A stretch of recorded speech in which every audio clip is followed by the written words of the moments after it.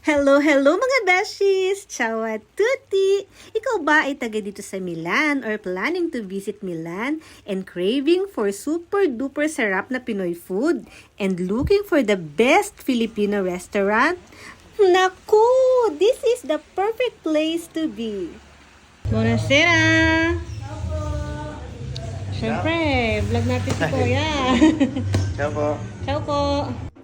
At pagpasok mo pa lang ay talagang feel na feel mo na ang Pinas vibes at ang alagang Pinoy dahil sa magagandang ngiti at super warm na pag-welcome ng mga staffs. Buonasera! Ang cute naman! Ito nga ang Kusina di Lodi numero 2 na located sa Via Conteverde numero 17. Of course, dito yan sa Milano. Super duper lapit lang nito sa Metropolitana, Fermata ng Dergano. It's a yellow line by the way. At eto naman ang kanilang mga menu. Ayan, basahin nyo na lang. Wait lang, natutuwa ako sa mga ano nila. O, sa mga long distance relationship dyan. O, chicks ko to. O, Alam mo, tusilog na naman ako. may mga, tinuhog na siya. Meron akong dinner, meron akong bangus laureate. At habang binabasa nga namin ang mga menu na nakakatuwa ang mga pangalan ay hindi kami magkandamayo sa pagpili. At eto nga pala mga in-order namin. O natatakam ka na We really loved every bite. At makakalimutan mong nasa ibang bansa ka pala.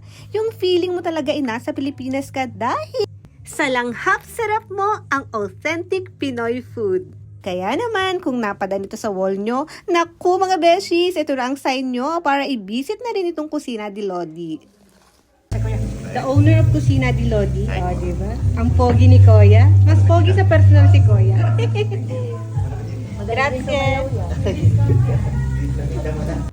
O, diba? Super bait ng may-ari. Mafe-feel mo talaga dito ang alagang Pinoy. Salamat sa iyo, sir, for giving us a taste of home food. By the way, if you want more details at kung gusto nyo pang makita ang iba pa nilang mga nagsasarapang pagkain, you can visit and follow their Facebook page. And meron din silang isa pang branch which is the first branch na located naman sa Via Iscrivia numero 1, of course, dito sa Milano. And meron nga din pala silang live band every Saturday night. Yun lang mga beshies. Thank you for watching. Follow and subscribe for more. Ciao, ciao!